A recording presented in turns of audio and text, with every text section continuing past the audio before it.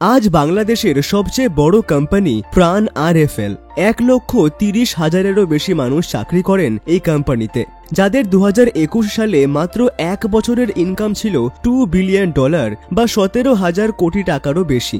কিন্তু একসময় 44 বছর বয়সী এক রিটায়ার্ড সেনা সামান্য কয়েক হাজার টাকা দিয়ে শুরু করেছিলেন এই ব্যবসা, যাকে ব্যাংক লোন দিতে পর্যন্ত অস্বীকার করে দিয়েছিল। সে কিভাবে তৈরি করলো এই প্রাণ সাম্রাজ্য? আসুন আজ জেনে নেওয়া যাক সেই কাহিনী। 1937 সালে অবিভক্ত ভারতের বর্ধমান জেলায় জন্মগ্রহণ করেন আমজাদ খান চৌধুরী।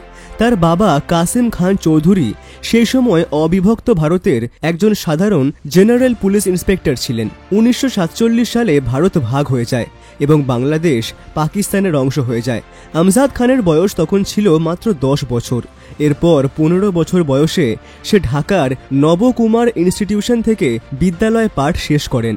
তখন সেই বছরই তার বাবা তাকে পাকিস্তান মিলিটারি একাডেমি ট্রেনিংয়ে ভর্তি করে দেন এবং এই ট্রেনিং শেষ হলে আরও উচ্চশিক্ষার জন্য তাকে অস্ট্রেলিয়ান ডিফেন্স কলেজে পাঠিয়ে দেওয়া হয়।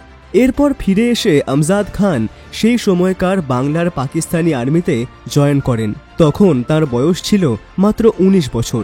এরপর 1971 সালে মুক্তিযুদ্ধের পর বাংলাদেশ স্বাধীনতা পেলে স্বাভাবিকভাবেই সে বাংলাদেশ আর্মিতে জয়েন করে। এরপর 10 বছর বাংলাদেশ আর্মিতে সার্ভিস করার পর 1981 সালে মানে 44 বছর বয়সে তিনি রিটায়ারমেন্ট করেন। কিন্তু কেউ তখন ভাবতেই পারেনি যে সে আর কিছু বছরের মধ্যেই বিশ্বের সবথেকে বড় কোম্পানিগুলির মধ্যে একটি বানাতে চলেছেন। তিনি প্রথম থেকেই চাইতেন কিছু ব্যবসা করবেন, তাই রিটায়ারমেন্টের পর এবার ব্যবসা শুরু করবেন বলে ঠিক করলেন। কিন্তু ব্যবসার জন্য সবার আগে দরকার টাকা, আর এমনিতেই 4 সন্তান ও পরিবার সামলাতে পেনশনের সমস্ত টাকাই শেষ হয়ে যেত। তাই ব্যবসা শুরু করতে লোনের জন্য তিনি দিনের পর দিন বহু ব্যাংকে ঘুরলেও প্রত্যেকটা ব্যাংকই তাকে ফিরিয়ে দেয়। এমন মুহূর্তে তাঁর স্ত্রী শাইলা চৌধুরী বাড়ির দলিল তুলে দিয়ে ব্যাংকে বন্ধক রেখে টাকা নিয়ে আসতে বলে। এরপর অবশেষে জমি বন্ধকের টাকা আর পেনশনের কিছু টাকা মিলিয়ে তিনি শুরু করলেন ব্যবসা। সালটা ছিল 1981। সেই সমস্ত টাকা দিয়ে প্রথমেই তিনি মার্কেট থেকে কয়েকটি জল তোলার পাম্পের পার্টস এবং সেইগুলি দিয়ে পাম্প বানানোর কয়েকটি হ্যান্ড টুল মেশিন কিনে আনেন। এরপর সেগুলির সাহায্যে নিজের কয়েকটি পাম্প মেশিন বানিয়ে ফেলেন তিনি। তারপর সেইগুলি মার্কেটে নিয়ে যান বিক্রি করতে এবং কিছু দিনের মধ্যেই সেই সবগুলি পাম্প বিক্রিও হয়ে যায়। এভাবে চাষিরাও অল্প দামে সেই পাম্প পায় এবং কাজও ঠিকঠাক করছিল, তাই তার বিক্রিও বাড়তে থাকে। এভাবে 4 বছর টানা পাম্প বিক্রির পর ব্যবসায় বেশ মোটা লাভের মুখ দেখেন আমজাদ চৌধুরী। কিন্তু তিনি এখানেই থেমে থাকতে চাননি, ব্যবসাকে আরও বড় করার কথা ভাবতে শুরু করেন তিনি। হঠাৎ তার মাথায় আসে সে অলরেডি চাষিদের পাম্প বিক্রি করছে, কিন্তু এইগুলো ছাড়াও তো চাষিদের ভালো ফলনের জন্য সার, বিষ এসবের প্রয়োজন পড়ে। তো কেননা সেইগুলিও তৈরি করে বিক্রি করা যায়? আর তাঁর এই আইডিয়া মারাত্মকভাবে সাকসেসফুল হয়। এরপর বাংলাদেশের চাষের ক্ষেত্রে সব থেকে পরিচিত কোম্পানি হয়ে যায় এই প্রাণ কোম্পানি, আর এরপরেই প্রাণ কোম্পানিতে যুক্ত হয় প্রাণের দ্বিতীয় নায়ক। 1992 সালে আমজাদ চৌধুরীর বড় ছেলে আহসান খান চৌধুরী বাবার ব্যবসায় সরাসরিভাবে যোগ দেন। কিন্তু তখন তারা একটি বড় সমস্যার সম্মুখীন হন। তারা দেখলেন যে তাদের পাম্পের মাধ্যমে চাষিরা সঠিক সেচ ব্যবস্থা করতে পারছেন। এছাড়াও তাদের উন্নত মানের সার, বিষের মাধ্যমে ফলন বৃদ্ধি ও সেই ফসলের রক্ষাও খুব ভালোভাবে তারা করতে পারছেন। আর এই কারণে ফল চাষিদের ফলের পরিমাণ অনেক পরিমাণে তো বৃদ্ধি পেয়েছে, কিন্তু এত ফল তারা বিক্রি করে উঠতে পারছেন না।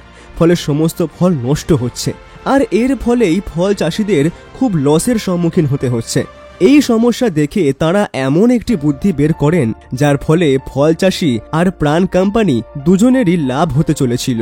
তিনি নিজের ছেলে আহসান চৌধুরীকে বিদেশে পাঠালেন এবং সে বিদেশে গিয়ে শিখে এলেন কিভাবে আরও উন্নতভাবে চাষাবাস করা যায়, যাতে ফলের কোয়ালিটি আরও বাড়ানো যেতে পারে। এবং দেশে ফিরে ফল চাষিদের সেই সমস্ত আধুনিক টেকনিকের মাধ্যমে তারা চাষ করা শেখালেন। তারপর প্রাণ কোম্পানিতে ডাইরেক্ট চাষিদের থেকে সেই সব ফল কিনে সেই সমস্ত ফলের জুস বানিয়ে মার্কেটে বিক্রি করতে শুরু করলেন তারা। তাদের জুসের কোয়ালিটি ফ্রেশ হওয়ায় খুব শীঘ্রই প্রাণের সেই সমস্ত জুসের ডিমান্ড পুরো বাংলাদেশে বাড়তে থাকলো। ফলে এই ব্যবসাটা সফলভাবে দাঁড়িয়ে গেল। কিন্তু এরপর তাদের লক্ষ্য ছিল পুরো পৃথিবীতে প্রাণের প্রোডাক্ট বিক্রি করা। এরপর এভাবেই আমজাদ চৌধুরী ও তার ছেলে আহসান চৌধুরী গত 30 বছরে নিজেদের বুদ্ধির জোরে এক এক করে এইভাবে বিভিন্ন দেশে এই সমস্ত ফলের তৈরি জুস এছাড়াও পোশাক প্লাস্টিকের প্রোডাক্ট এক্সপোর্ট করতে শুরু করলো। এছাড়াও সবাই তখন আরও অবাক হয়ে যায় যখন তারা ভারতের বাজারে ব্যবসা করা শুরু করেন, কারণ এর আগে বাংলাদেশি মানুষ ও ব্যবসায়ীদের ধারণা ছিল যে ভারতের বাজারে কোনো বাংলাদেশি প্রোডাক্ট জায়গা পাবে না। প্রাণ কোম্পানি এই ভুল ধারণা ভেঙে দিয়েছে। বর্তমান ভারতে বিশেষ করে ত্রিপুরা, মেঘালয়, আসাম, পশ্চিমবঙ্গ জুড়ে ব্যাপক ব্যবসা প্রাণ বিস্তার করেছে। কিন্তু হঠাৎ 2015 সালে মারা যান প্রাণের মালিক মানে আমজাদ খান চৌধুরী। এটা তাঁর 70,000 শ্রমিক আর তার নিজের পরিবারের জন্য একটা বিশাল বড় ধাক্কা ছিল। কিন্তু মৃত্যুর আগেই তিনি কোম্পানি চালানোর গুরু দায়িত্ব তার বড় ছেলে আহসান খান চৌধুরীকে দিয়ে যান।